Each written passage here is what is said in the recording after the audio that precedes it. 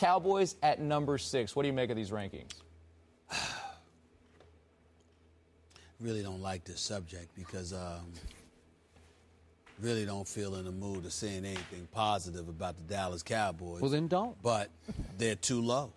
Too low? What? Dallas Cowboys should be rated higher than 6. How do you figure that? Higher than 6. You Where's hate the them. list? Where's the list at? I know I don't like the Dallas Cowboys. I'm a native New Yorker. Of course I hate on the Cowboys. It's affectionately. Y'all, everybody act like I'm spewing venom on them or whatever. I'm not wishing for anything happen to them. I'm just a New Yorker. I'm not a Dallas Cowboy fan. It's nothing big there. I definitely think that obviously you've got Seattle up in there. I just don't believe the Philadelphia Eagles or the Cincinnati Bengals should be above the Dallas Cowboys.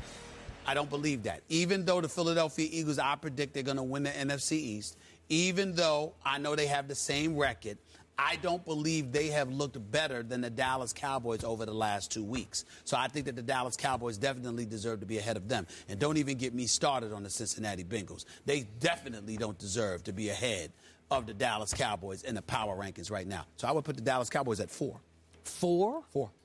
Okay, one of two things is happening here.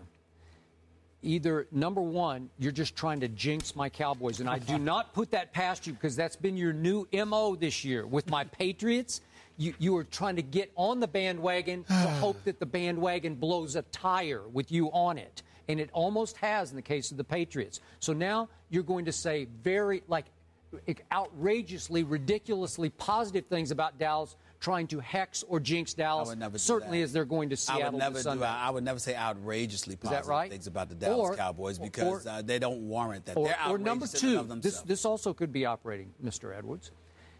I have thought this for a long time because the guy who always wants to talk about Dallas on this show happens to be that guy. That's a lot. I'm a That's a Cowboy fan. lot. No, That's a lot. That's a lot. Please, don't lie to the American public like that. That's a lot. Is it possible that you are becoming a Cowboy closet fan?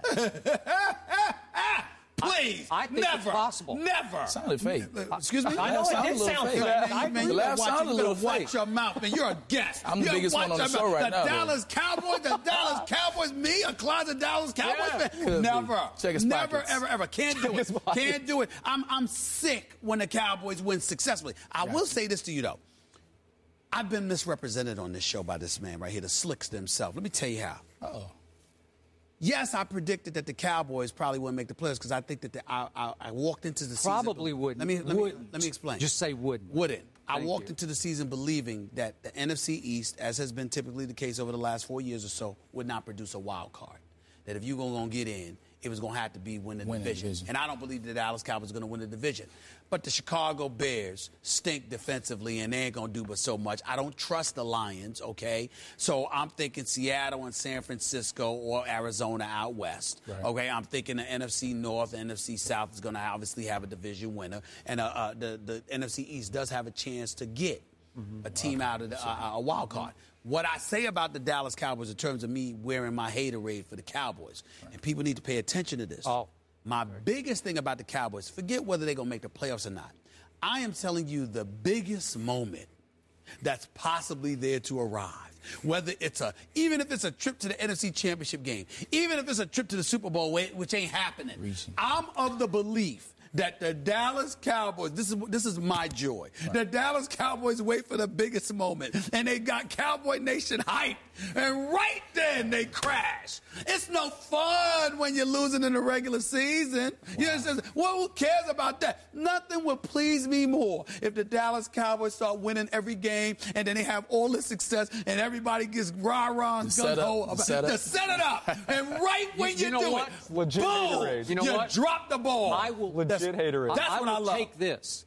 If it comes to the Dallas Cowboys in the Super Bowl and Dez Bryant is wide open in the end zone and he drops the touchdown pass that would have won the Super Bowl, I'll take that. I'll take that to the bank. I'm happy. You can laugh all you want. Okay, wait a second. I haven't spoken yet on this issue. Okay, here's the point. I am an objective Cowboy lover, and I was born and raised a Cowboy fan. But I'm going to be objective about this, and I'm going to tell you why the Dallas Cowboys do not deserve to even be in the top 10 yet. I emphasize yet, because I'm going to remind you that on opening Sunday at Jerry World, San Francisco 49ers DeMarco Murray fumbles in the first quarter for the first of 4 times that he has lost fumbles in the first quarter. And Tony Romo in that game threw 3 first-half interceptions, and they fell behind 28-3 at halftime. Then they go up to St. Louis against an undrafted free agent quarterback in his second start, and they fall behind 21-0. And if Jared Cook hadn't dropped an easy touchdown pass in the end zone, St. Louis would have won that game. Then let's move to the Texans game, shall we? No, wait a second. Let me do Jake Locker. Jake Locker was so pathetic against the Dallas Cowboys at Tennessee that he had a QBR that day on a scale of 0 to 100 of 14. 14, that's how bad, that's how much Dallas benefited from the pathetic Jake Locker. Then the Houston Texans. Arian Foster goes for 157 yards against my Dallas Cowboys. Another DeMarco fumble, another Tony Romo interception, another fumble on a punt, and Dallas loses the turnover battle 3-1 and winds up in overtime against Ryan Fitzpatrick and barely pulls it out with a 49-yard field goal. And you're telling me they're the 6th best team in pro football? They're not. I'd be the first to tell you they are not the 6th best team, and I just explained why. Thank you very much. Braylon, what's going on here? Well, as much as I hate to say it, I actually do agree with Skip on this one. I had the same points written down about the records and who they've played so far.